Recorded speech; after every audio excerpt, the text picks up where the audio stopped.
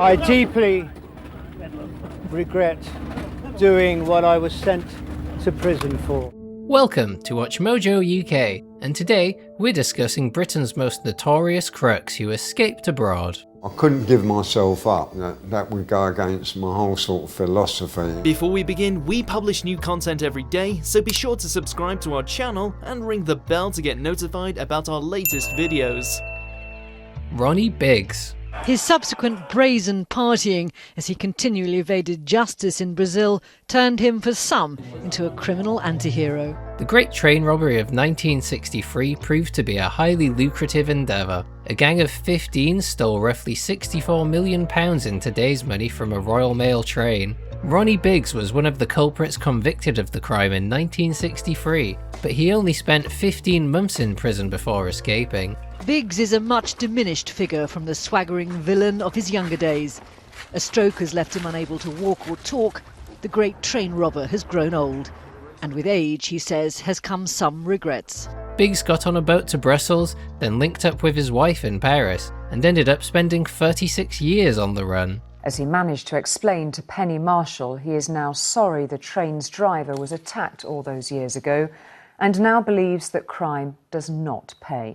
First, he briefly stayed in Australia, then settled in Brazil. It was all so expensive by 1966, Biggs only had £7,000 left of the 147k he'd stolen. In 2001, he decided to willingly come home, which got him promptly arrested and sent to the slammer. Crime doesn't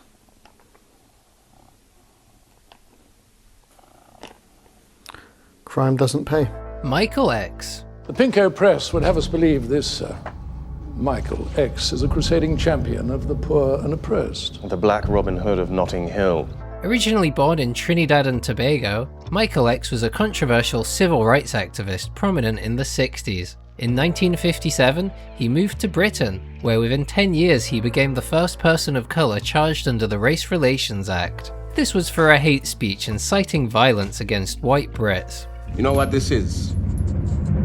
It is a slave collar, and the white man made my mothers and fathers wear this to bend them to his will. He got a year in prison, then, after his release, founded a commune called the Black House. Partly funded by John Lennon and Yoko Ono, their malicious activities included attacking and robbing businessmen, which got Michael arrested for extortion. After Lennon paid his bail, he returned to the Caribbean and started another commune. It didn't last long, as 2 of their members were murdered, with Michael being found guilty and executed. Michael, I don't think we should get our hopes up here. Kidnapping, extortion, assault on this man Brown here, as well as your previous problems with the law. I mean, you could be looking at 10 to 20 years for this. David Price. Our next entry entered the history books in 2012, much to Price's dismay. This was because he became the first Brit ever extradited from China. Price's legal troubles began in 2003, after he invited an undercover officer on a trip to Dubai, where they planned to horrifically exploit young girls. He quickly skipped bail and somehow made it to Africa, then eventually China, where he unsettlingly taught children English. After being finally found in Hubei, he was sent to Merseyside. They couldn't give him the sentence many thought he deserved, due to the terms of the extradition deal. So, he got about 7 years in prison, but later, more victims came forward, extending his stay until he passed away in 2022. Peter Ephertton. Hiding in plain sight is a difficult tactic to pull off, as gang ringleader Ephertton found out at a Liverpool FC match in 2018. He was on the run after police discovered he was dealing hundreds of kilos of Class A substances, worth roughly 9 million. They took him into the station, but the next day, he hopped on a plane to Spain to lay low. He had an awful idea to visit a Liverpool match in Seville, which went pretty poorly for everyone, ending in a draw against the local team. It went far worse for Ephertton, who was spotted by authorities, then shipped back to Britain and convicted. John Darwin. Life insurance can get you rich quickly, but it comes at the cost of dying, something most of us would like to avoid. In 2002, John Darwin cooked up a scheme to fake his own death, getting him a sizable life insurance payout. He paddled out to sea in a kayak, then was reported missing at sea. It was strange, as he had no prior interest in water sports, and the ocean was unusually calm. Turned out he was hiding out on shore, After keeping his head down in Britain, he relocated to Panama using his newfound wealth, where he was spotted in 2007. A year later, Darwin and his wife were both imprisoned for fraud after he came back with the terrible defense of amnesia. Asil Nadir. Former Polly Peck boss Asil Nadir appears at London's Central Criminal Court, the Old Bailey, this morning, 17 years after he fled Britain accused of a £34 million fraud. Polypec International was a UK-based textile company that became massive in the 80s. They weren't skilled at managing finances though, accruing £1.3 billion of debt by 1991, then collapsing. This was the moment last week when a fugitive returned to the UK saying he'd come back to clear his name. When he fled Britain, his reputation was in tatters. Their CEO, Asil Nadir, was responsible for causing widespread fraud, so in 1993 he fled to Cyprus to avoid the consequences. He lived there until 2010, when he decided to return with his wife to finally go to trial. Nadir was granted bail for £250,000, then spent a couple of years living in a lavish house before finally getting 10 years imprisonment in August 2012. And it was all controlled from this office in London's Mayfair. But a police raid, part of a serious fraud office investigation, triggered the collapse of Nadir's empire. HS Tiki Toki. Harrison streams under the name HS Tiki Toki. Right, where's the mopper? Just 23, he is famous for his offensive content. Driving while drunk is one of the most irresponsible things an average person can do in the modern era. In March 2024, online influencer Harrison Sullivan got in a serious car crash after driving inebriated. Do I agree with it? No. Would I profit off it? Yeah. I'm a businessman, man. 3 people were injured, but it took until October before an arrest warrant was issued. He then travelled to a variety of countries, including Dubai and Ibiza, which he didn't hesitate to post about on his social media. It took about a year before he was arrested and sentenced. Sullivan wasn't put behind bars, but he got a 2-year ban from driving, among other things. Same way if my son come out gay. What, seriously? Being gay nowadays is considered quite normal. Not my son. Why? Just not my son, innit? Jamie Mears killers.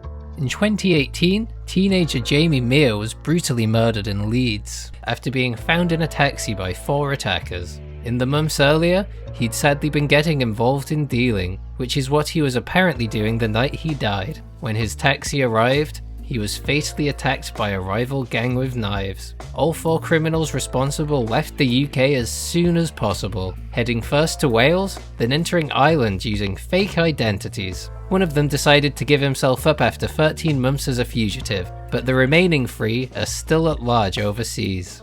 White Widow. The Kenyan President, Uhuru Kenyatta, tonight confirmed that intelligence reports had suggested that a British woman was involved in the attack. Now, there's widespread speculation that that woman is Samantha Lewthwaite, known as the White Widow. Samantha Lewthwaite was born in Northern Ireland in 1983, but is better known by her nickname, White Widow. She used to be married to Jermaine Lindsay, who died perpetrating the 7/7 London bombings. Authorities believe she was personally responsible for a plethora of attacks, which would make her a mass murderer. So where is Britain's elusive White Widow, the 29-year-old Muslim convert whose dead husband blew up a tube train in London? The extent of her crimes is unconfirmed as she's so elusive. After the horrors of 7/7, she morbidly sold her story to the Sun newspaper. It later came out that her husband was responsible, leading her to flee in 2012. No one's heard from her since 2022, but she's believed to be in Somalia or Tanzania, on account of her suspected ties to the radical group Al-Shabaab. Police found this, a fake South African passport bearing the picture of one Ms. Samantha Lewthwaite. She escaped and was charged in absentia as Grant's accomplice. Mohammed Ali Ege. In 2010, a teenage boy was murdered by mistake in his own home in Cardiff. 2 men were convicted of the crime and then sentenced to life behind bars. It turned out they'd intended to attack someone else, and authorities believed Mohammed Ali Ege ordered the killing. He'd supposedly paid the 2 crooks $1,000 to claim a life, which led to him being arrested in India in 2011. He wasn't in custody for long, as while going to the toilet at a Delhi train station, he went missing completely. Over 10 years later, he's still on the run, making him one of Wales's most wanted men. John Barton. In 2000, this businessman's reputation went down the toilet after he tried to import £10 million of Class A substances. This got him a sentence of 20 years behind bars in 2003. But he wasn't there to receive it. Before he could make the lucrative deal, he was arrested. Then, while awaiting trial, he was allowed to visit the Netherlands to confer with a solicitor. It was a risky decision, but the judge wanted to ensure Barton had the right to a fair trial. It backfired when he vanished almost immediately after arriving. They think he ended up in Costa del Sol, but it's been over 2 decades and he's still missing, earning him a spot on the NCA's Most Wanted. The Cambridge Five. The fuss is for a figure long dead, one of the so-called Cambridge Five of London in the 1950s. During the Cold War, Soviet espionage was a real threat to the UK government. Some of the most infamous spies sent to steal British secrets were the Cambridge Five. They operated in Britain from the 30s until the 50s, when they began to arouse suspicions. Really, though, they were spies working for the Soviet Union. Hard to overstate how big this betrayal was to Britain then. The scheme was first exposed when diplomats Donald Maclean and Guy Burgess vanished in 1951, which made people cautious of a third spy, Kim Philby. Things got too tense for him though, so he also fled to Russia in 1963. 2 remained behind in Britain, but their identities remained secret until years later, while the rest lived out their lives in the USSR. Rather like to go back to England for a month to see my family. But I will never do that unless I can be quite certain that I can get out of England and come back to Russia. John Stonehouse.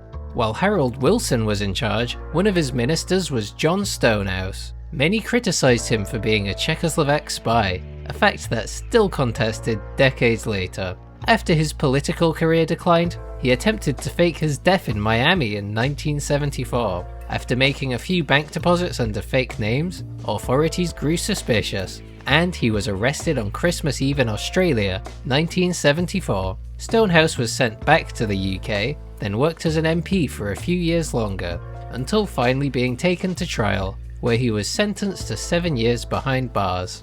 Lord Lucan. The court this morning declared Richard John Bingham, my father, known to most people as Lord Lucan, to be dead for all legal purposes from 1981. One of the most globally infamous missing person cases in history was that of Richard Bingham, better known as Lord Lucan. In 1974, his nanny was murdered at the Lucan abode, and then an injured Lady Lucan claimed her husband was responsible. It's not officially confirmed, but shortly after, he drove to New Haven, where he ditched his car and fled elsewhere. His wife believes he took his own life, others think he found a ship and fled abroad. The tale has captivated the imaginations of many, leading to a plethora of absurd theories about Bingham's fate. For instance, one elderly Buddhist man in Australia was accused of being Lord Lucan because an AI facial recognition tool claimed it was him.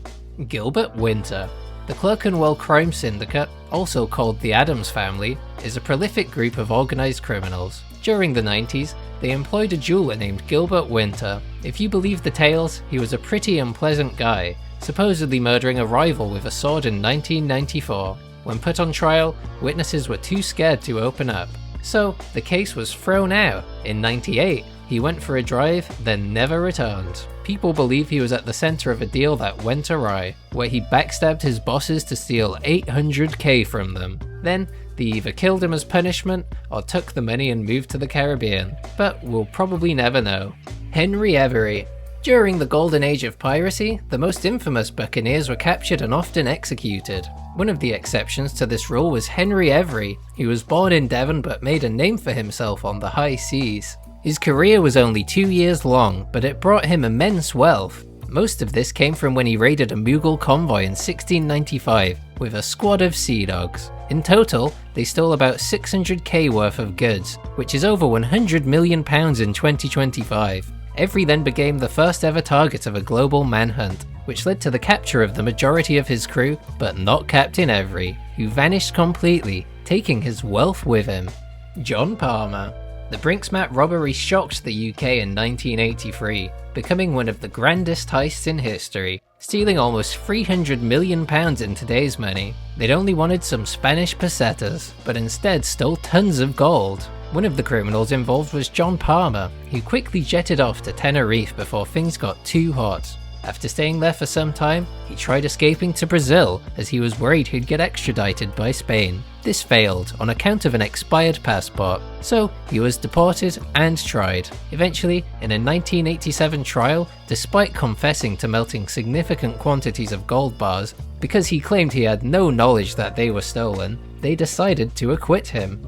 Bruce Reynolds. I realised the realities which I didn't see before, that to be on the run with a wife and a son was very difficult.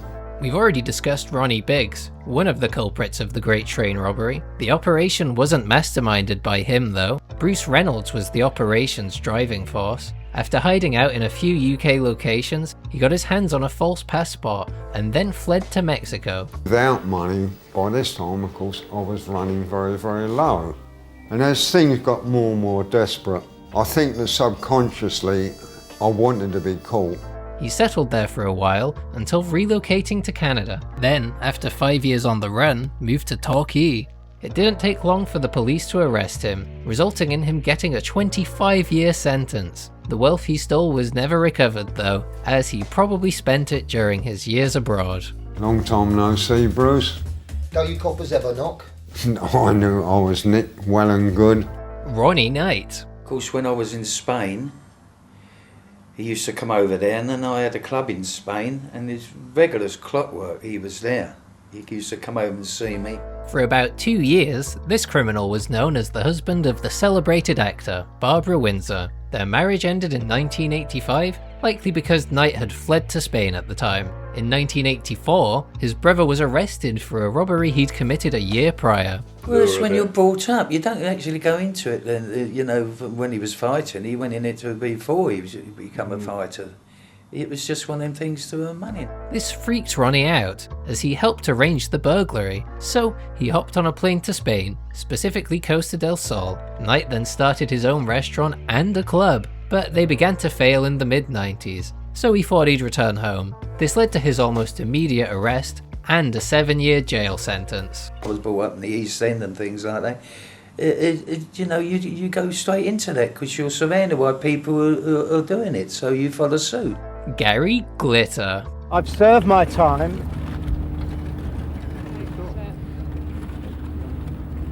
I want to put it all behind me.